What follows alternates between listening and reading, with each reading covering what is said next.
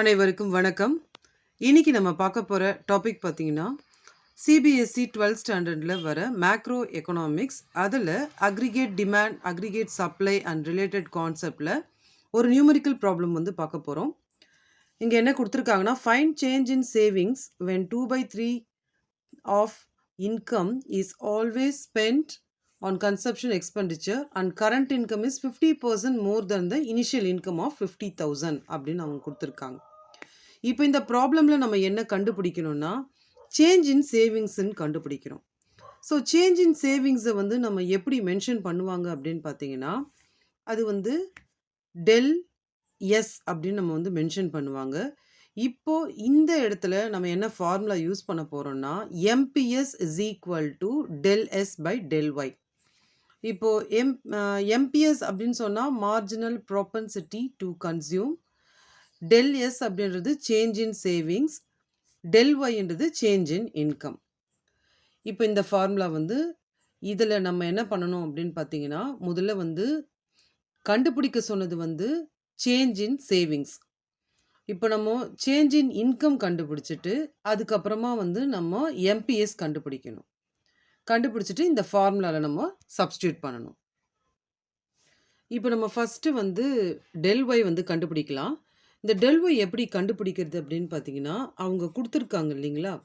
என்ன கொடுத்துருக்காங்கன்னா, current income அதுக்கு ஒரு வேல்யூ கொடுத்துருக்காங்க. கரண்ட் இன்கம் இதை நம்ம எப்படி கால்குலேட் பண்ணுறதுன்னா, ப்ராப்ளம்லேயே 50% ஆஃப் 50,000 ப்ளஸ் 50,000.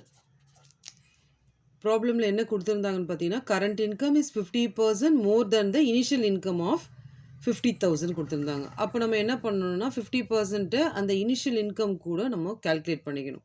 ஸோ 50% சொல்லும்போது 50 divided by 100 into 50,000 plus 50,000. So இதில் ஒரு ஜீரோ ஒரு ஜீரோ ஒரு ஜீரோ ஒரு ஜீரோ கேன்சல் பண்ணிட்டோம்னா நமக்கு இங்கே இருக்கிற 50, இங்கே இருக்கிற 500 ப்ளஸ் 50,000. இப்போ இது ரெண்டுத்தையும் மல்டிப்ளை பண்ணால் நமக்கு 25,000 வரும் ப்ளஸ் 50,000. அப்போ இது ரெண்டுத்தையும் ஆட் பண்ணோம்னா நமக்கு கரண்ட் இன்கம் வந்து பார்த்திங்கன்னா 75,000 வந்து நமக்கு கரண்ட் இன்கம் கிடைக்கும். இப்போ இது வந்து நமக்கு கரண்ட் இன்கம் 75,000. இனிஷியல் இன்கம் என்ன அப்படின்னு பார்த்தீங்கன்னா, ஃபஸ்ட்டே கொடுத்துருந்தாங்க இல்லைங்களா ஒரு அமௌண்ட்டு, அதுதான் வந்து இனிஷியல் இன்கம் 50,000. ஸோ இப்போ இதில் நம்ம ஃபஸ்ட்டு என்ன கண்டுபிடிக்கணும்னு சொல்லியிருந்தோம்னா, டெல் ஒய் கண்டுபிடிக்கணும்னு சொல்லியிருந்தோம், அதாவது சேஞ்ச் இன் இன்கம். ஸோ இது எப்படி கண்டுபிடிக்கிறது அப்படின்னு பார்த்தீங்கன்னா, நமக்கு இந்த கரண்ட் இன்கம் இருக்கு இல்லைங்களா, அந்த கரண்ட் இன்கம்லேருந்து நமக்கு இனிஷியல் இன்கம்மை வந்து மைனஸ் பண்ணணும். So current income minus initial income, இதை நீங்கள் மைனஸ் பண்ணிங்கன்னா டெல் ஒய்யோட வேல்யூ வந்து நமக்கு 25,000 அப்படின்றது நமக்கு கிடைக்கும். இப்போ நம்ம டெல் ஒய் கண்டுபிடிச்சாச்சு. இப்போது நமக்கு ப்ராப்ளம்லேயே என்ன கொடுத்துருந்தாங்க அப்படின்னு பார்த்தீங்கன்னா, எம்பிசியோட வேல்யூ கொடுத்துருந்தாங்க. எம்பிசியோட வேல்யூ வந்து 2/3ன்னு கொடுத்துருந்தாங்க.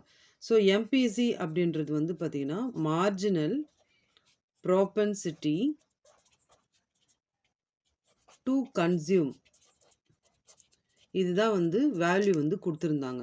ஆனால் நமக்கு ஃபார்முலாவில் என்ன தேவை அப்படின்னு பார்த்தீங்கன்னா, நமக்கு ஃபார்முலா வந்து ஃபஸ்ட்டே நம்ம ஒரு ஃபார்முலா பார்த்தோம் இல்லைங்களா, MPS is equal to del S by del Y. நமக்கு தேவை எம்பிஎஸ், ஆனால் இங்கே இருக்கிறது வந்து எம்பிசி. ஸோ இதுக்கு வந்து ஒரு ஃபார்முலா இருக்குது. நம்ம இதில் வேல்யூ கண்டுபிடிக்கணும்னா MPC plus MPS is equal to 1 அப்படின்ற ஃபார்முலா இருக்குது. இப்போ நமக்கு வேல்யூ தெரியும் 2/3 அப்படின்றது தெரியும். ஸோ இந்த இடத்துல 2/3 கொடுத்துக்கிட்டு எம்பிஎஸ் இஸ் ஈக்குவல் டு 1ன்னு நீங்கள் வந்து கொடுத்துக்கோங்க. இப்போ எம்பிஎஸ் இங்கே இருக்கட்டும், இது 1, இங்கே இருக்கிற 2/3 அந்த பக்கம் போச்சுன்னா மைனஸ் ஆகும். அப்போ நெக்ஸ்ட்டு வந்து பார்த்திங்கன்னா எம்பிஎஸ் உடைய வேல்யூ வந்து பார்த்திங்கன்னா, இது வந்து எல்சிஎம்மாக இங்கே போச்சுன்னா 3 - 2/3 அப்ப எம்பிஎஸ் ஓட வேல்யூ வந்து நமக்கு 1/3. ஸோ இப்போ நெக்ஸ்ட்டு நம்ம என்ன பண்ண போறோம்னா, ஃபர்ஸ்ட்டு அந்த ஃபார்முலா பார்த்தோம் இல்லையா? அந்த ஃபார்முலா ஒரு தடவ எடுத்து எழுதிக்கலாம். MPS is equal to del S by del Y.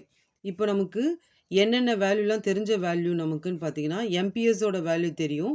அதே மாரி டெல் ஒய்யோட வேல்யூ தெரியும். எம்பிஎஸோட வேல்யூ வந்து இந்த இடத்துல 1/3ன்னு குடுத்துருக்குறோம். டெல் எஸ் தான் நம்ம கண்டுபிடிக்கணும். டெல் ஒய்யோட வேல்யூ வந்து நமக்கு 25,000. இப்போ நெக்ஸ்ட் நம்ம என்ன பண்ணலான்னா, இத அப்படியே வந்து நம்ம கிராஸ் மல்டிப்ளை மாரி பண்ணலாம்.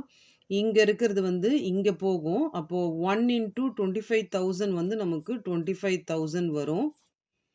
இஸ் ஈக்குவல் டூ இது வந்து இது கூட மல்டிப்ளை ஆச்சுன்னா 3 டெல் எஸ் அப்படின்னு நமக்கு வரும். இப்போ நம்ம என்ன பண்ணலாம்னா, டெல் எஸ் மட்டும் இந்த இடத்துல வச்சுக்கலாம்.